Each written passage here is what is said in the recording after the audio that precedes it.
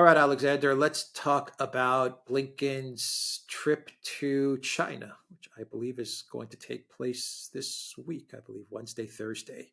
He is going to China. So we've had Yellen in China, we've had Olaf Scholz in China, and now Blinken is on his way to China. And the Financial Times is telling us that Blinken is going to go to China with the main purpose of the trip to be to tell China to stop supporting Russia.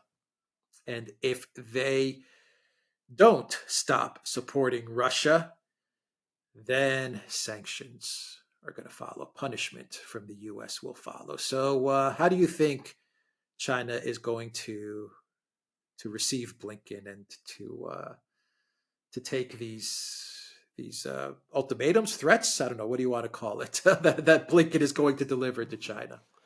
I think what the Chinese are going to be saying to themselves, and of course they're reading the Financial Times, and they're in contact with the US officials. I think what the Chinese are saying to themselves is that sanctions are coming, and that the Americans have now found the excuse to impose sanctions on China, which is China's trade with Russia. Now, the Americans are making some very specific allegations. They're saying that the Russians are buying chips from China. That is indisputable. No one denies it. It's an open trade. There's no evidence that the Chinese have been providing chips that, the very, very top end chips, the ones that Taiwan makes and which the Chinese have now started to make. There's no evidence that the Chinese have been providing anything like that. They've been providing the standard chips and the ones that are a bit more advanced than that. The Russians, of course, do make chips themselves. I've said this many times. People have been unwilling to accept this. I've actually recently read a long study about, the state of Russian chip production coming from within Russia itself. It's very insightful and very interesting. But anyway, the Russians do buy chips from China.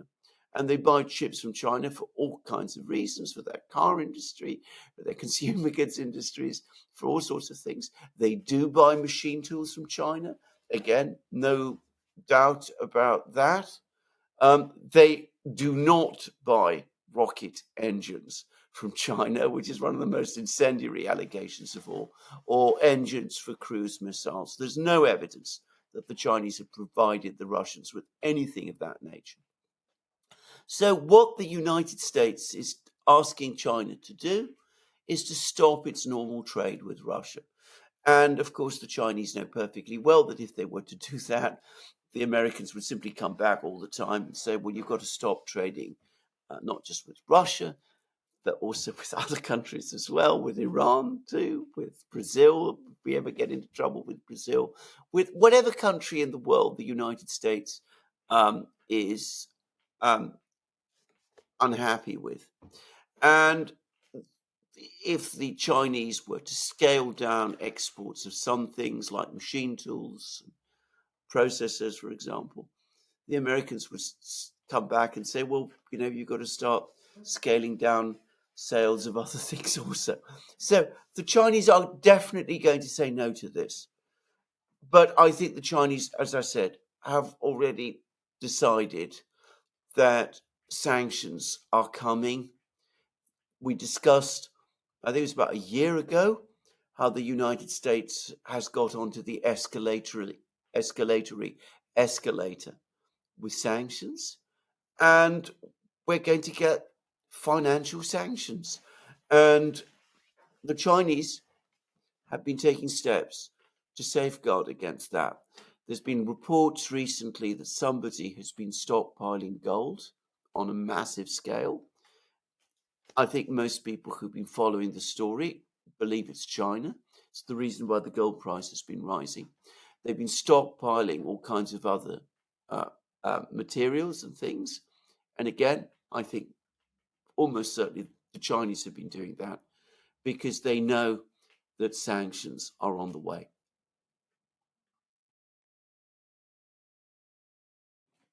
Dangerous move from the Biden White House, to place sanctions on China. It seems very reckless. I mean, I imagine that the Chinese, they're going to actually be even more incentivized or motivated to work with Russia if Oh, Blinken does absolutely. deliver these terms. It's going to have the opposite effect of what he's hoping is going to happen. And, and then you get into the question of China's trade trade relationship with the United States and China's uh, ownership of a lot of the U.S. Treasury bonds and the debt. I mean, this seems like a crazy maneuver by the Biden White House. I'm having trouble trying to make sense of it. It is a crazy maneuver, but it now begins to explain various things. So first, we have Biden calling Xi Jinping, a very difficult call. You only have to look at the Chinese readout to see that. Then Biden persuades Xi Jinping to let first Yellen and then Blinken come. Yellen goes as the soft cop. We're going to have good relations with China. We don't want to decouple from China. We want you to continue to work well with us. But of course, we are worried about the fact that you're doing all this trade with the Russians, and also about the fact that you have this enormous capacity and are threatening to flood the world with goods. But overall, we still want to be on good terms with you.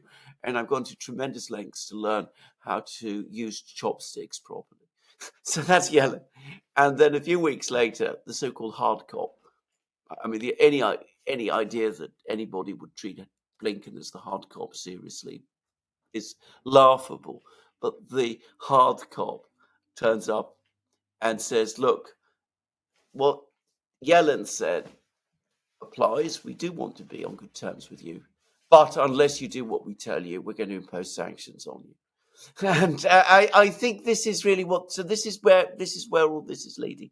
We are moving towards sanctions, and the reason the United States is moving towards sanctions is not because of China's trade with Russia.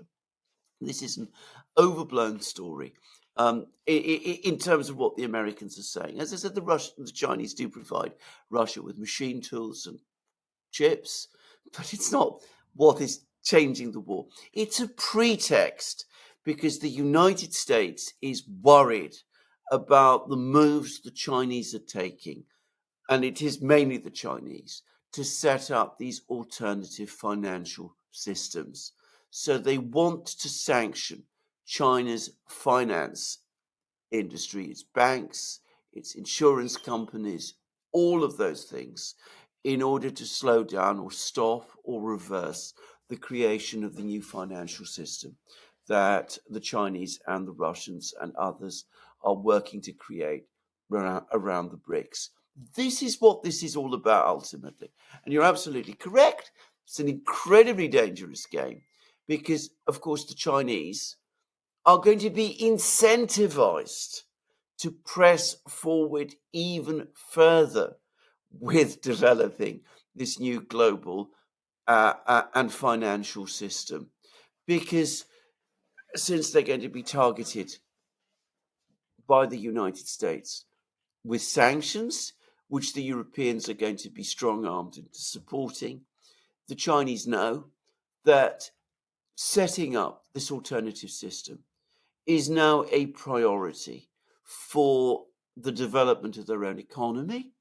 And over the last 2 years, they've been working very, very hard with external partners to make sure that it's done. So it's creating further the accelerating division between the two great global trading blocs. But in the process, it's going to weaken ultimately the American one, strengthen the Chinese one, because the Chinese have the capacity. If Chinese banks aren't able to operate the trade between the United States and China, that will ultimately mean fewer Chinese goods to the United States. We've seen that the US is already struggling with inflationary problems. That's going to exacerbate those inflationary problems. We've seen that the United States has not been able to substitute for Chinese production through domestic production, all that Biden was talking about. That's failed to happen, and it's never going to happen while Biden and his team run things in the White House because they don't know how to do that kind of thing. So it's bad for the US. And of course, in terms of the war, the Chinese will probably say to themselves, the war in Ukraine, the Chinese will probably say to themselves, well, very simple. If the Americans are going to sanction us for doing something which we are not doing, which is assisting the Russian war effort, well, we might as well be hanged for a sheep as for a lamb. We might as well assist the Russian war effort. And then, of course, that's game over. Because when I say game over, I mean game over very fast. Because, as I've said, I mean, China would not have difficulty producing 100 million shells in any one year. We're not talking about 1 million shells or 2 million shells or anything like that. I mean, they could produce 100 million without any trouble.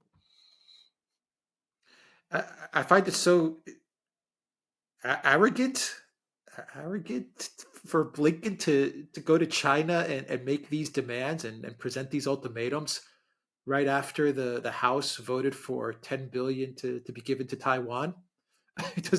Isn't that odd? Well, He's not really showing much self. I don't even know. Would the word be self-awareness or any awareness at all as to what's going on? Because you just approved 10 billion to Taiwan.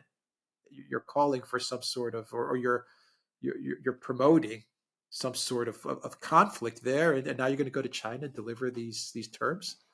yeah, because of course, I mean, they probably see in Blinken's mind, this is all these all complement each other. I mean, he will say to himself, this shows resolve and strength. We're supporting our ally Taiwan, and we're now, threatening the Chinese with sanctions. I mean, but you're absolutely correct. I mean, if the real objective of the United States, the United States actually had the objective of reducing Chinese assistance to Russia, they would not be taking these steps with Taiwan, which tell the Chinese that the Americans are straightforwardly hostile to them and are anyway intent on building up Taiwan, which, as Xi Jinping recently told Biden, is for China the first red line which must not be crossed, with China not being prepared to sit on its hands if it is. Trying to stop these alternative systems that China, Russia, BRICS are creating. It's too late for that, isn't it? It's absolutely. I I mean, mean, it's maybe 5 years ago, maybe 10 years ago, this could have been done, but it's too late for that. And at the end of the day, is it the United States, isn't the Biden White House at fault for this anyway? Because they're the ones, and every administration, to be fair, every administration before Biden, they weaponized the dollar. So I mean, this was going to happen. Once you weaponize the reserve currency, this is bound to happen, and you're very late to the game if you're thinking that you're going to stop the development of these alternative financial systems, financial architectures. it is far too late in the game. I mean, you're quite right. They started out on this in, say, 2014, maybe. Then, before this really got going. I mean, the BRICS at that time was just a club, basically. There wasn't any real talk of setting up alternative financial systems at that time. But if you sort of acted in order to block any ideas that the Chinese might have to go in that direction, and there were already ideas circulating in China around that time, then you could have done it. But to do it now, far too late in the day. Um, the Chinese make the point they are not running a deficit, which requires the United States to borrow or print $1 trillion every 3 months. I mean, they're in a much stronger position today than they were before, even if their economy has slowed a little. The United States, by contrast, is looking a lot more precarious. If the United States gets Europe to buy into the sanctions, which is very likely, once the United States starts sanctioning China, no doubt the UK will follow, and they'll start sanctioning China. That's a definite, and most likely the European Union will also start to place sanctions on China. How will this affect the UK? How will this affect Europe? Oh, it EU. would be another massive blow. I mean, Scholz has just gone to Beijing, to China, leading a actually rather diminished delegation of German industrial groups, trying to keep the trade between Germany and China going. Trade with China was absolutely vital to Germany's economic well-being, just as the trade with Russia was. And this is another pillar beneath the German economic miracle which is being knocked away. So it'd be an absolute disaster for Germany. Same for the other European countries. Italy, a major exporter to China. The Chinese have love Italian brands. If they face sanctions and they have to pull out of China, it'd be a disaster for many important family-run businesses in Italy. France, all of them, they'll all be affected by this. Again, the United States will be affected, just as it was more affected by the cut-off of Russian oil and gas than it expected it would be. But it will be affected even more, obviously, if the trade with China is interrupted. But with Europe, they will go into a catastrophic tailspin, and that is the reality of it. It'll be really bad for Europe, catastrophic for Europe. And I wonder if there would be any pockets of resistance in Europe that this time would be able to put the brakes on something like this. I wonder if this would be just going too far for some EU member states. Well, you would have thought so. I mean, you would think that, for example, Italy would say, we can't go there, we can't go here. But, Meloni, for example, has taken a very strong anti-China position. She took Italy out of was it the Belt and Road? Yeah, the Belt So, and Road. Yeah, yeah, absolutely. So, I mean, I wouldn't bank on it. Some of the smaller EU states will oppose it. Um, I think in Germany they will go along with it despite everything. If they went along with the interruption of Russian oil and gas, ultimately they will go with the Americans on this too. Some German business people will be very unhappy. They're already speaking out against it. But we saw with the sanctions against Russia how little political influence it turns out in the end they have. So there will be massive problems in Europe, but I still think European governments will do it in the end, the big ones at least, and the EU structures will support them in the process. crazy stuff. All right, But it's let's wait and coming. see what And happens. as I Yeah. said, there's been some articles actually about who this big buyer of gold is, and there's been a lot of rumors that it was China. And that increasingly looks like the signal about what is coming, what is over the horizon now. I've read reports saying that China is stockpiling on everything. Absolutely, I mean, not just gold. absolutely, You name yes. it, they're You stockpiling it. Yeah. you name it, they're stockpiling it. Exactly. Yeah. All right. So something big is coming. Yeah. All right.